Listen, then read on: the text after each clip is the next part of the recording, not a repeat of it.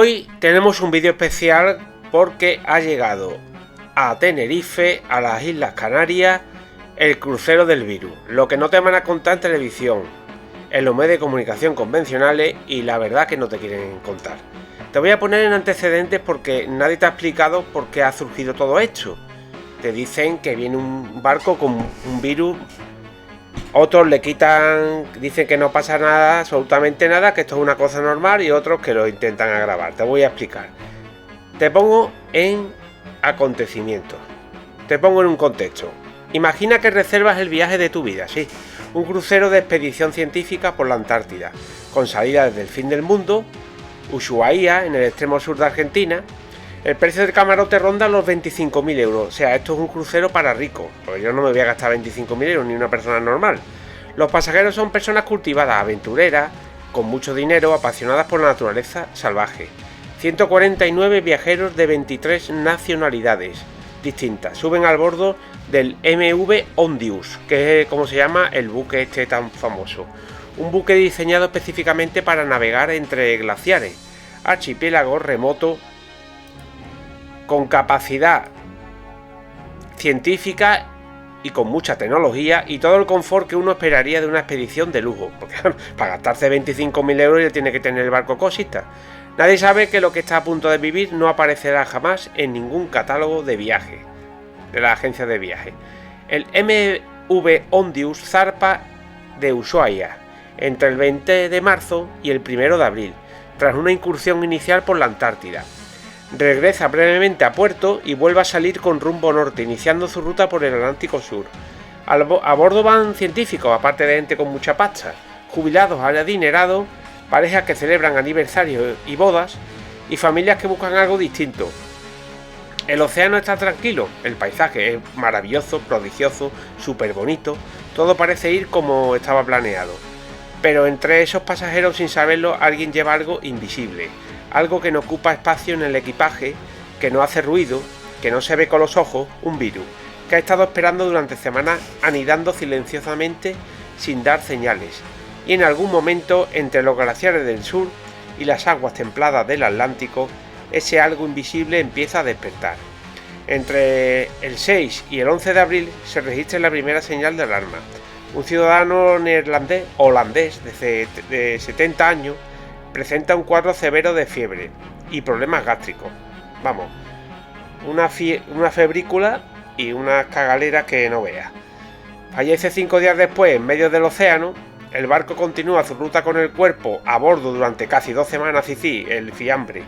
14 días navegando con un muerto y 14 días en los que nadie sabe todavía qué ha matado a ese hombre. Sin embargo, ese hombre está muerto ahí en ese barco. Los médicos de a bordo sospechan, evalúan, pero el diagnóstico definitivo tarda en llegar. Y mientras tanto, el barco sigue navegando. El 21 de abril, el crucero hace escala en la remota isla de la Santa Elena, al que es peñasco perdido en el Atlántico Sur, donde Napoleón pasó sus últimos años de exilio. Allí desembarca la viuda con el cuerpo de su esposo y otros 23 pasajeros. Mientras tanto, en el buque un ciudadano británico comienza a mostrar síntomas de neumonía.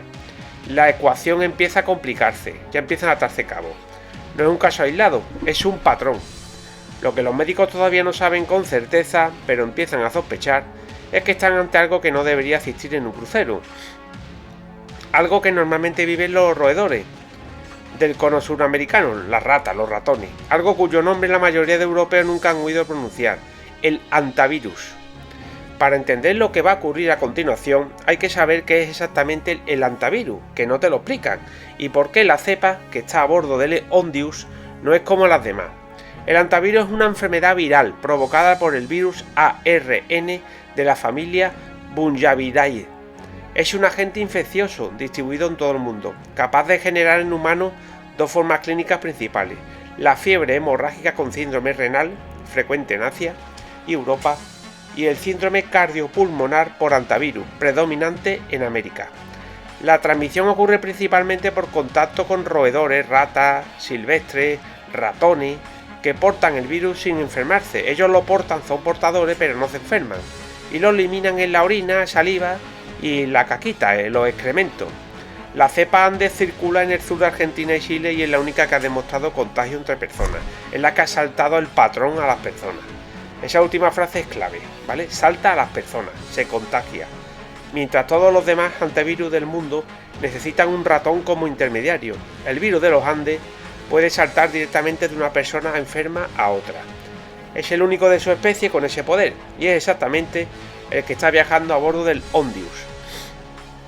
Los expertos de la Organización Mundial de la Salud, la OMS, y del Ministerio de Sanidad barajan la hipótesis de que los afectados en el crucero se infectaron antes de embarcar, o sea, antes, posiblemente durante un viaje de observación de aves por Argentina y Chile, zonas donde la cepa Andes es endémica. No obstante, no se descarta que existiera algún foco de exposición dentro del buque, o una transmisión puntual entre pasajeros en el espacio confinado del barco.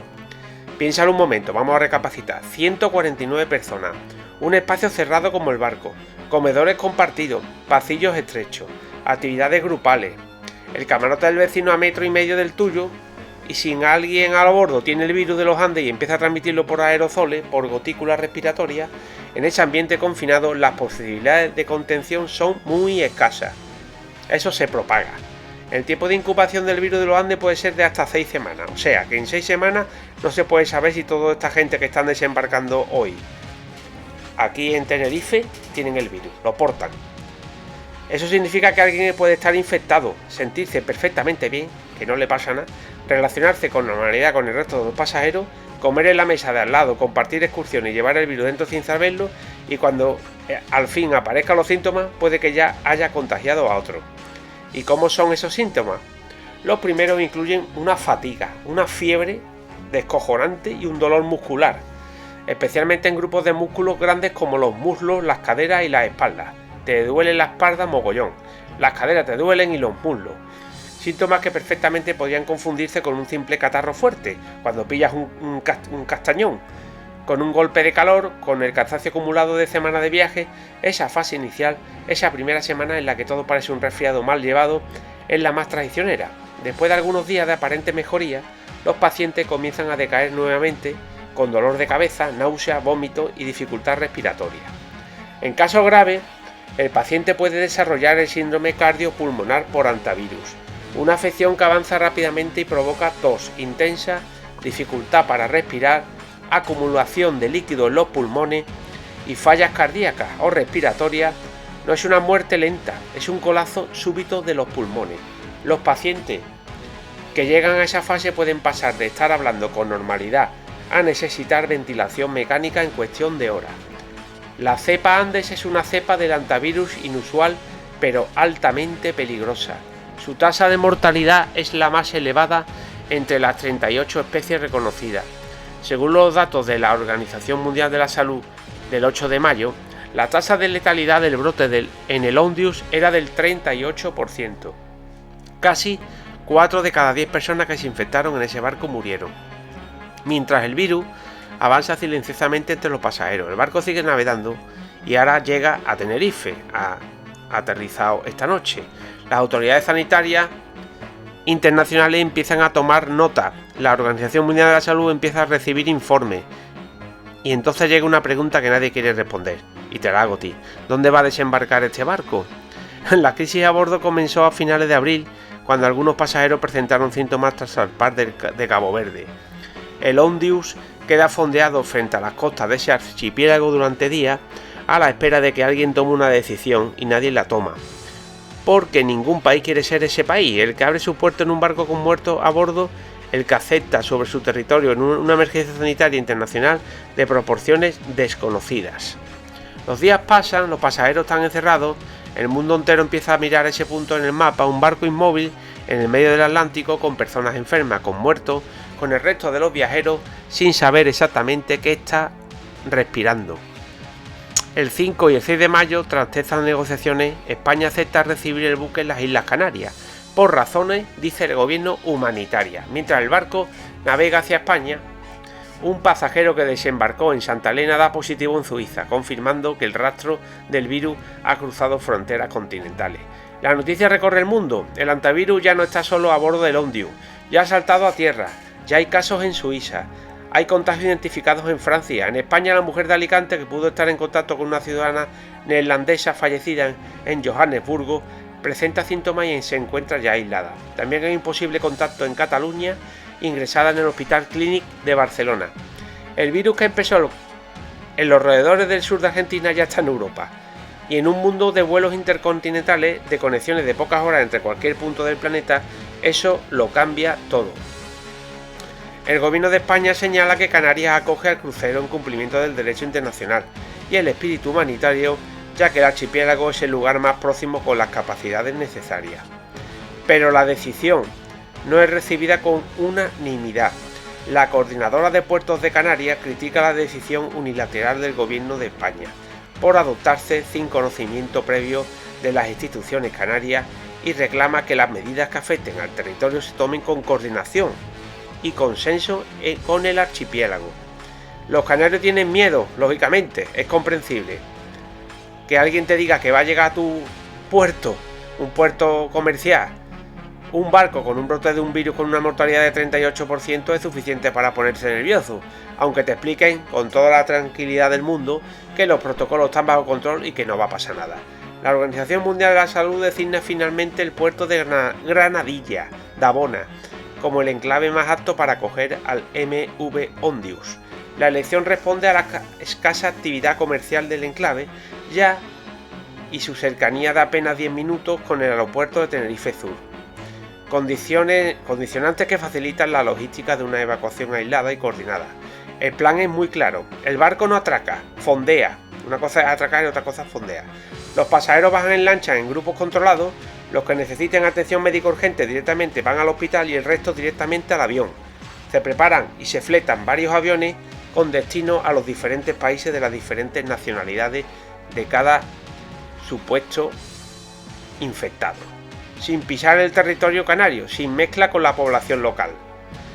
Se espera contar con el protocolo definitivo para la evacuación de los pasajeros que contempla la llegada de 3 aviones de Estados Unidos, Gran Bretaña y España. El país bandera del buque, Países Bajos, se hará cargo de la tripulación. Casi todos los países con pasajeros a bordo del crucero Ondius ratifican el envío de aviones para repatriar a sus ciudadanos. Y 2 aeronaves de rescate de la Unión Europea trasladarán a aquellos viajeros sin vuelo asignado. Mientras tanto, en Tenerife los hospitales ya están preparados. La unidad de aislamiento y tratamiento de alto nivel del Hospital Universitario de Nuestra Señora de la Candelaria, en Tenerife, queda lista por si fuera necesario usarla con alguno de los pasajeros que desembarquen. Se trata de la única unidad de este tipo en las Islas Canarias y una de las 17 que existen en España, con una habitación de alto aislamiento y 7 salas de soporte. La ministra de Sanidad, Mónica García, vuela a Tenerife y ya está en Tenerife. También los ministros del Interior y de Política Territorial, el director general de la Organización Mundial de la Salud, Tedros Adhanom, también está allí, que ha estado hablando con el señor Pedro Sánchez, el Pedrito. García ofrece una rueda de prensa junto a Tedros Adhanom y los ministros españoles de Interior y de Política Territorial, con quienes inspeccionan la infraestructura portuaria en la que hoy, madrugada del domingo 10 de mayo, han llegado el crucero. El mensaje es tranquilizador. Todo está preparado, los protocolos están activados y no hay riesgo para la población. ¿Pero es posible garantizar el riesgo cero? Eso es imposible. El presidente de Canarias, Fernando Clavijo, es explícito. No tenemos ningún informe técnico que garantice que el riesgo de la operativa del MV Ondius sea cero. Pero sí contamos con criterios técnicos que aconsejan que el buque permanezca el menor tiempo posible fondeado en Canarias. Es más, yo con ese buque lo destruiría automáticamente, que no estuviera ni en contacto con el agua.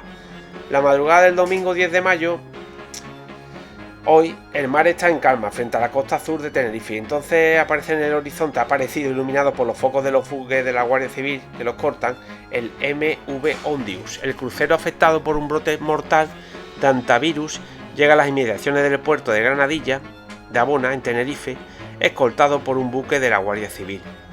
Llega solo, sin pasajeros en cubierta, sin música, sin el bullicio habitual de un crucero que llega a puerto, solo el sonido del motor y el mar. Y en la tierra, detrás de las vallas, detrás de los controles de seguridad, detrás de los trajes de protección NBQ de los sanitarios, 149 historias esperan su desenlace. El virus de los Andes es la única especie de hantavirus con capacidad demostrada de transmitirse de humano a humano. Esto no significa que haya pruebas que sugieren que los viajes en crucero por sí mismos aumenten el riesgo de padecer una infección por hantavirus. Pero los cruceros, como otros entornos cerrados o semicerrados en los que hay gran afluencia de personas, requieren estrictos controles de salud ambiental. El brote del Ondius, dicen los expertos, no es señal de que esto vaya a repetirse con frecuencia, pero sí es un recordatorio brutal de algo que ya sabemos pero que tendemos a olvidar. Los virus no respetan fronteras, no entienden de clase económica y no distinguen entre un camarote de 25.000 euros y una chabola en un barrio pobre. Viaja con nosotros y en nosotros.